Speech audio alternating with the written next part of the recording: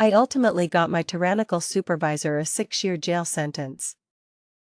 And it all started because he thought he was smarter than a college kid working a part-time job. I'm a computer technician now.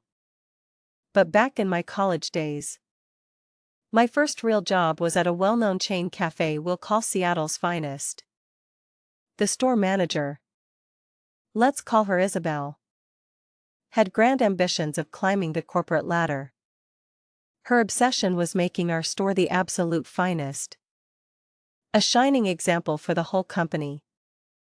The irony was, she wasn't a particularly effective manager on the ground floor. She barely knew how to make the drinks, constantly fumbling with the recipe cards she was supposed to have mastered. Worse, she had no real interest in learning. So during a chaotic rush, she'd just retreat to her small office in the back, leaving us to fend for ourselves. But she had a college degree, and company policy dictated that only degree holders could be full store managers. So, the day-to-day operations were left to Arthur, the lead shift supervisor.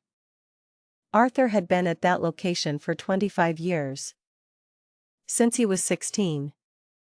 He never missed a chance to bitterly remind us, the only reason I'm not a manager is because I don't have a college degree. He seemed to genuinely believe the store would go to sh*t without him. He was the classic type. The kind of person who dedicates their life to a retail job they secretly despise, taking it far too seriously while being profoundly lazy. As one person later put it, he was the kind of guy who truly believed the whole company would collapse if he ever left. You can almost pity them. Almost. His actual duties were minimal: delegate tasks, order supplies, and write the weekly schedule. When Isabel first hired me, she promised at least 20 hours a week, with shifts that fit my school schedule and Saturdays as my only weekend day. For the first 2 weeks of training, she was true to her word. But once I was fully trained, I was handed over to Arthur. After a week, he started trying to schedule me for morning shifts I couldn't work because of my classes. He'd put on a show of deep disappointment, lecturing me about how, in my 25 years with the company, one of the first things you learn is to be a team player. I told him that was great, but my class schedule was non-negotiable. He'd grumble and threaten, I'll have to talk to Isabel to see what we have to do about you. Arthur's management style was a masterclass in petty tyranny. He would belittle us in front of customers, with condescending lines like, "Forgive her. She's new. Or you see what I have to work with." Raw recruits. If we weren't fast enough for his liking, he'd just call us dumbass. I remember one Saturday afternoon. The line was 10 people deep. I was running the register and making every single drink by myself because he'd sent the other worker to lunch, and he just refused to help. He stood in the back counting boxes. And when I looked at him with desperation, he just said, "You've got to have your baptism of fire." He had this inflated sense of self-importance because he spoke fluent Spanish. Many of our early morning customers were Spanish speakers, and he acted like being able to communicate with them was some kind of superpower. His speciality? Well, my father is from Spain, and I'm also fluent. One morning, I started chatting in Spanish with a customer who then complimented my accent. I glanced over at Arthur. The look on his face was pure murder.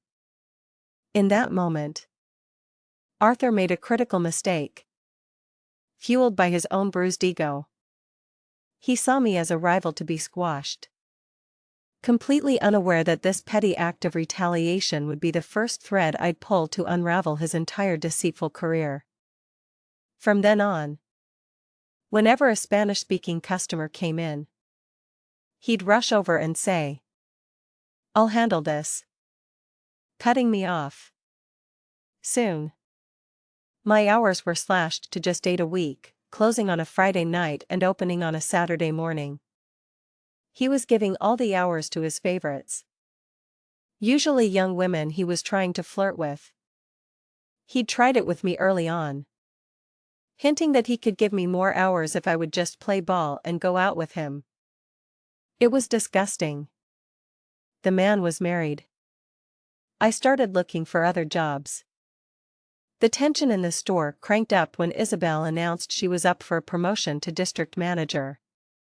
But there was a problem. In a special Sunday meeting, she told us our store was consistently losing product. This shrinkage, as the company called it, was holding her back. She warned us to stop giving away free items to friends and to meticulously log anything we consumed on the store use board. This revealed Arthur's greatest fatal flaw, a staggering hypocrisy born from pure arrogance. He stood up in that meeting and delivered a self-righteous speech about how shrinkage is caused by these rookies who think a company runs on fees, accusing us of stealing. Meanwhile, I had seen him with my own eyes giving freebies and discounts to his favorite customers all the time. When another coworker called him on it, he just said, "Managers had certain privileges." The man wasn't even a manager. A few days before corporate bigwigs were scheduled to visit for Isabel's final evaluation, I had a revelation. I lived close to the store and would often walk there. One morning, I decided to go in early to pick up my weekly tips. As I approached through the alley, I saw the daily supply truck pulling away, leaving a large stack of crates by the back door.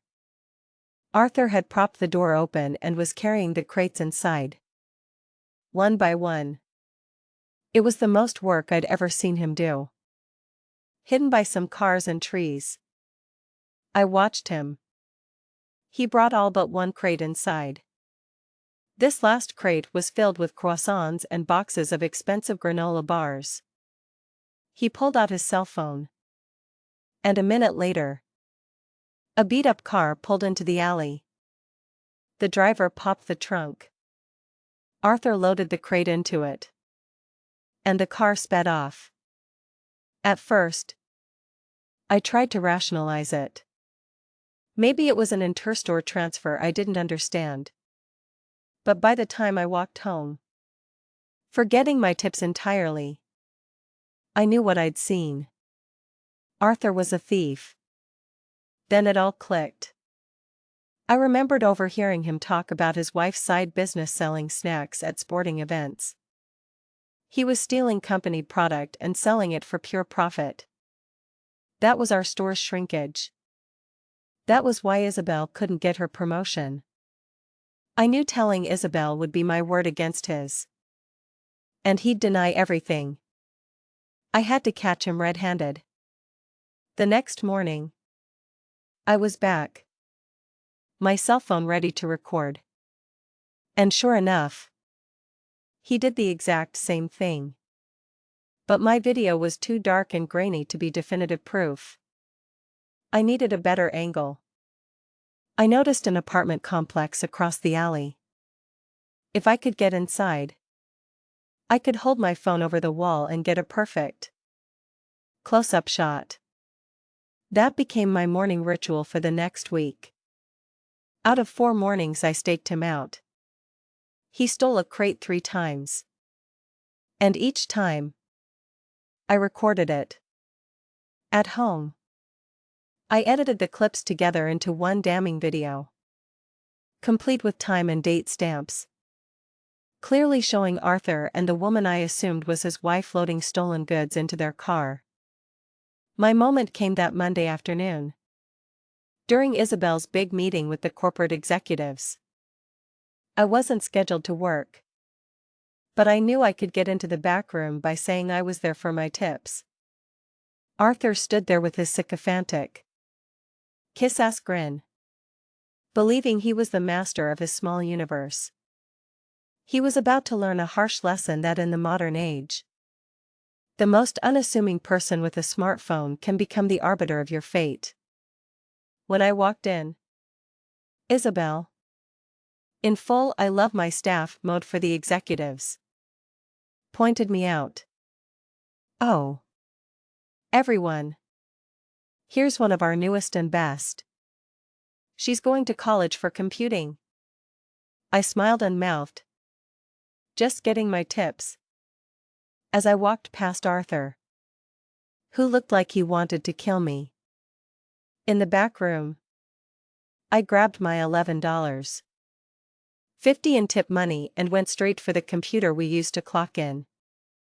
I plugged my phone in, uploaded my file, and found the corporate propaganda video that usually played on a loop on the big screen in the dining room, a WMV file showcasing the company's charitable works.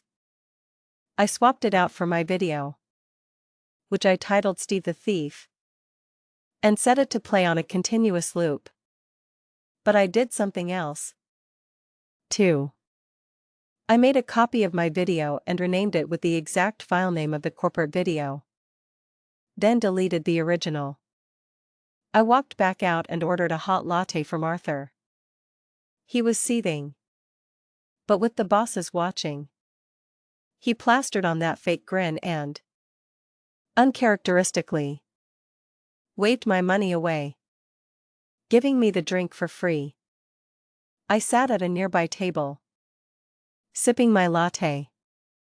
Above his head, completely unnoticed, the silent movie of his crimes was playing.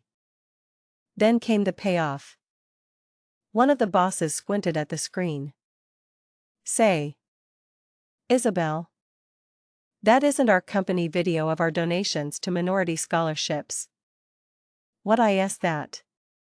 Every head in the room turned to the screen. Jaws dropped. Only Arthur was still standing there like a grinning idiot.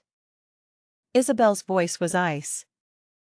Arthur, can you explain what's going on here? He looked up at the video. His face went white. For a second, he looked like he was about to sprint out of the store. Instead, he bolted for the back room. Seconds later, the video stopped. A moment of silence. Then, it started playing again. My backup file had done its job. The dining room was once again treated to a high-definition loop of Arthur and his wife stealing crate after crate of pastries. One of the bosses stood up. Eliza, let's close the store. Right now. He then pointed at me. Young lady, I'm sorry, but I didn't need to be told twice. I walked home with my $11.50 in tips, feeling like $1 million. A few days later, corporate called to thank me. They couldn't give me details. They said, because it was now a police matter. A week later, my reward arrived, $200 in store credit. As someone wryly noted online after hearing stories like this, you do all that work to save a multi-billion-dollar company from theft, and they thank you with more coffee. When I went in to get my final check, Arthur was gone. A coworker told me he and his wife had been arrested for theft. Isabel got her promotion, though she was being watched carefully for her lack of oversight. I quit, got a better paying job at my campus coffee shop, and moved on. Years later, my tech company was hired to do some work for the Seattle's finest corporate office. And I ran into Isabel over coffee. She gave me the full story. Arthur wasn't just stealing product. He was embezzling from the tip jar and tampering with the time clock system to skim hours from other employees and give himself more pay. He was sentenced to 6 years in prison. His wife got a suspended sentence because they had 2 young children. In the end, Arthur learned that underestimating people is a dangerous game, and that true accountability can come from the most unexpected places. It's a reminder that no amount of petty tyranny can stand against a well-documented truth. So, what would you have done in my situation? And have you ever had to deal with a boss who was their own worst enemy?